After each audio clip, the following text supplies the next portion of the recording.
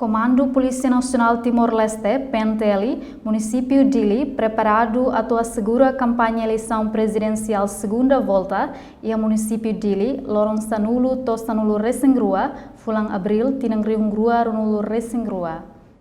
Comandante interino município Dili, Superintendente Polícia Zon Sanso Pires informa e a comando município Dili terça-feira, lorong 5 fulan Abril, semana ne. Bem,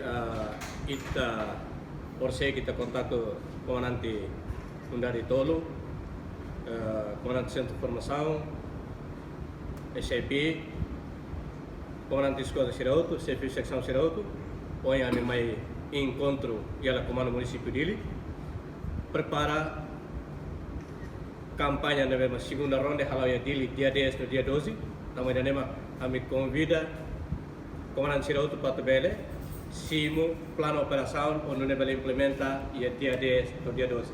Comandante Nemo Satutan, orientação musi comando polícia fona ba comandante esquadra Sira, onde orienta membro ba sede partido CNRT, no fretilin no mosfat imbalo nebe identifica bele mosu crime.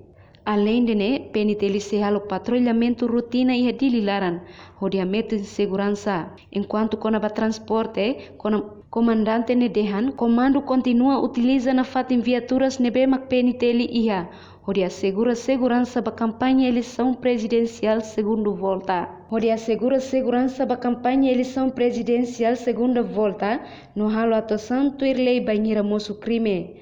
Reportagem de Ircera Cruz, Televisão Timor-Post.